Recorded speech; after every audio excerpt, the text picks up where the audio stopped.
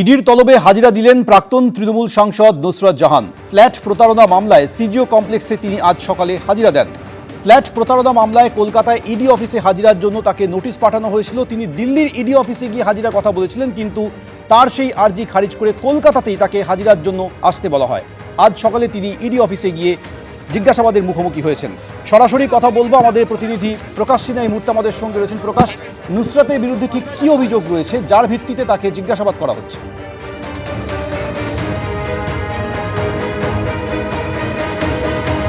দেখো, তোমাকে বলে দিই, 2.5 ঘন্টা হয়ে গেছে তল্লাশি জিজ্ঞাসাবাদ চলছে এবং ইডির আধিকারিকরা মূলত একাধিক প্রশ্ন রয়েছে যেটা সামনে রেখে নুসরত জাহানকে জিজ্ঞাসাবাদ করছেন। তোমার মনে থাকবে একটি কোম্পানি 7 সেন্সেস প্রাইভেট লিমিটেড, সেই কোম্পানির বিরুদ্ধে অভিযোগ ছিল যে রাজারহাটে একাধিক ফ্ল্যাট দেখিয়ে ফ্ল্যাট বিক্রির নামে কোটি কোটি টাকা প্রতারণা করা হয়েছে।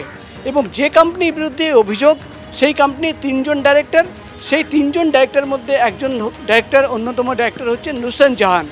এবং 2 বছর আগে যখন এই তদন্ত শুরু হয়, ইডি আধিকারিকরা নুসরত জাহানকে তলব করেছিলেন, তখনও কিন্তু জিজ্ঞাসাবাদ করা হয়েছিল, বয়ান রেকর্ড করা হয়েছিল।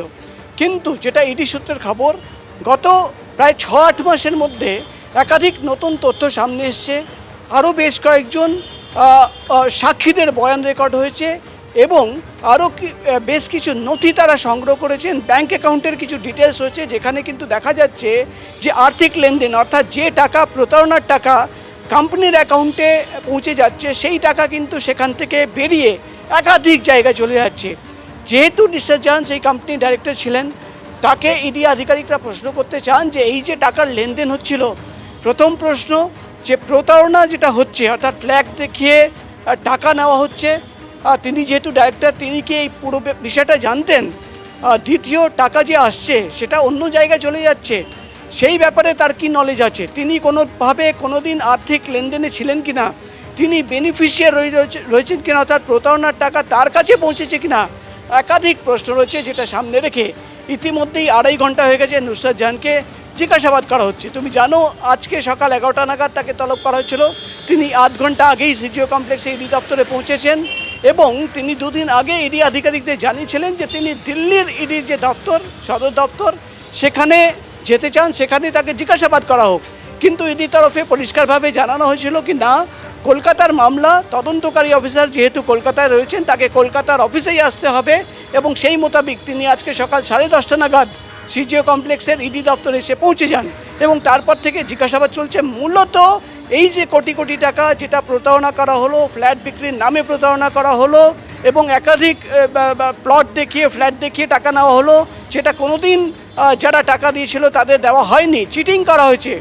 সেই কোম্পানি তিনি ডাইরেক্টর, তার কাছ থেকে কিন্তু জানতে চান ইডির গোয়েন্দারা সেই টাকা কোথায় গেল, সেই টাকা যে নেওয়া হয়েছিল, প্রতারণা করা হয়েছিল, তিনি জানতেন কিনা। একাধিক প্রশ্ন রয়েছে, যেটা সামনে রেখে জিজ্ঞাসাবাদ এবং বয়ান রেকর্ড করার যে প্রক্রিয়া, সেই প্রক্রিয়া ইতিমধ্যেই চলছে। 2.5 ঘন্টা হয়ে গেছে। জিজ্ঞাসাবাদ প্রক্রিয়া শেষ হওয়ার পর তিনি যখন বেরোবেন, তখন আমরা তার কাছ থেকে জানার চেষ্টা করব যে আজকে জিজ্ঞাসাবাদে কী কী প্রশ্ন তাকে করা হলো বা আজকে এই জিজ্ঞাসাবাদের প্রক্রিয়ার পর তার কী রিয়াকশন রয়েছে, সেটা কিন্তু আমরা জানার চেষ্টা করব। সমীর। প্রকাশ, ধন্যবাদ। অর্থাৎ কলকাতায় ইডি অফিসে এসে ফ্ল্যাট প্রতারণা মামলায় ইডির আধিকারিকদের জিজ্ঞাসাবাদের মুখোমুখি হয়েছেন প্রাক্তন তৃণমূল সাংসদ নুসরত জাহান। শ্রমিক ভট্টাচার্য কি বলছেন শুনুন। আচ্ছা, এই নিয়ে কি পশ্চিমবঙ্গবাসীর কোনো উৎসাহ আছে? কারোর কোনো জিজ্ঞাসা আছে? নির্বাচন চলছে, ইডি কাকে ডাকছে কাকে ডাকছে না, এই নিয়ে মানুষের কোনো মাথা ব্যথা নেই। মানুষ তৃণমূল নামক অভিশাপ থেকে মুক্তি পেল। তৃণমূল চলে গেছে, তৃণমূল চলে যাচ্ছে।